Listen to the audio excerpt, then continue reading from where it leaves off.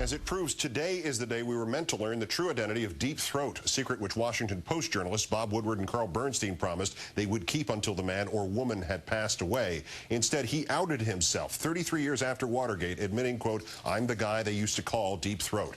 Tonight, in our third story in the countdown, W. Mark Felt, the former Deputy Associate Director of the FBI, has died of congestive heart failure in Santa Rosa, California. He was 95. Throughout his life, Mr. Felt consistently had denied that he was the confirming source for Woodward and Bernstein's investigations into the 1972 break-in at the Watergate Hotel, not even telling his own family of his role until 2002. He reportedly felt ashamed of leaking, of being a disloyal government servant. And according to his son, Mark Jr., quote, he would not have done it if he didn't feel it was the only way to get around the corruption in the White House and Justice Department. He was tortured inside but never would show it. But finally, his children convinced him he was in fact a hero, and he went public in a May 2005 article in Vanity Fair. Immortalized by Hal Holbrook in the movie All the President's Men, the true identity of Deep Throat fueled decades of speculation about everybody from Nixon's chief of staff, Alexander Haig, to Pat Buchanan, to John Dean, who joins us in a moment. But it was Mark Felt, first codenamed by Bob Woodward with those same initials, my friend, who was secretly meeting with the reporter, simultaneously leaking information to the Washington Post, while also assigned to investigate the source of the leak. It turns out Nixon actually knew Mark Felt was leaking information. His chief of staff, H.R. Haldeman, clearly told him that on one of the Watergate tapes, but adds, quote, if we move on him, he'll go out and unload everything. He knows everything that's to be known in the FBI. I'm joined now by the White House counsel at the time of Watergate, John Dean, author, of course, of Worse Than Watergate and Broken Government. Always a pleasure, sir. Thank you for your time again tonight.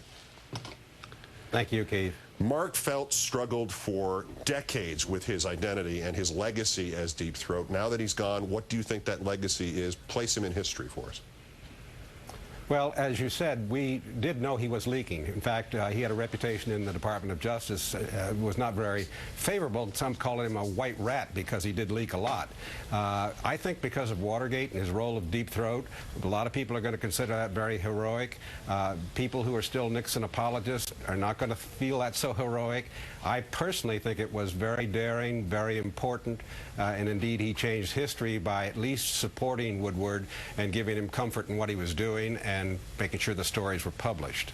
As we've discussed several times, John, Mark Felt gave information he could not personally have known. He gave wrong information, as you have so thoroughly documented. There were obviously people feeding Mark Felt, a series of associate Deep Throats, if you forgive the expression. Is knowing their identities and their motives essential for historical understanding, or is Mark Felt's identity enough? I think it's enough. We certainly are not going to add anything by knowing, who fed Felt what and why. It's not going to illuminate anything. It's not going to change the picture. It is, however, a good mystery story still. I suspect some Watergate buffs will still try to piece those pieces together because it is difficult to put all the information into Felt's ambit, if you will, and so I think people will continue to look at it. We can't call you a buff. You're closer to somebody who had the inside picture and is still trying to wait for the corners to develop on the Kodachrome. But what remains? What are the questions that you would still have about Felt's role and the role of those who worked with him on the inside to get this information out? Well, as you know, I was something of a Deep Throat sleuth myself and spent wasted maybe a lot of time trying to figure it out. The reason I never had Mark Felt directly in my radar is because he didn't fit. Woodward had always told me that when you have all the clues, you'll understand exactly who it is and they all fit. Well, they don't all fit. For example, one of Woodward's greatest stories is when he breaks the fact that one or more of Nixon tapes have been erased in the first week of November of 1973. However, Felt has left the FBI 6 months before that. When I looked at that, Keith, nobody outside a very small group in the White House had that information. So I still can't put those kinds of pieces together and answer those kinds of questions about him as Woodward's sole source. Is it possible, I don't know that we've discussed this before, is it possible that there was somebody in the White House who, you said, we hear the tapes about the knowledge that Felt was a leaker, who was playing an inside-out game, was seemingly supportive of Nixon on the inside towards the end, and was still feeding Felt after Felt left the FBI with information like that which you just described? It is possible. There's no question it's possible. In fact, when I romanticized who Deep Throat might be, I always hoped it would be a White House insider. I thought Pat Buchanan would be a wonderful Deep Throat. Pat doesn't exactly share that feeling, but nor did Dave Gergen when I named him as a potential Deep Throat. Some of these people took great offense to this.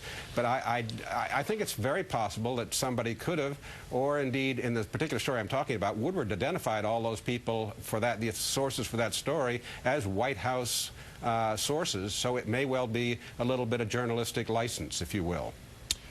Try to sum this up, and Mark Felt and what he helped reveal and what that meant for the country and what you did for the country and what those who stood up at various times through that did.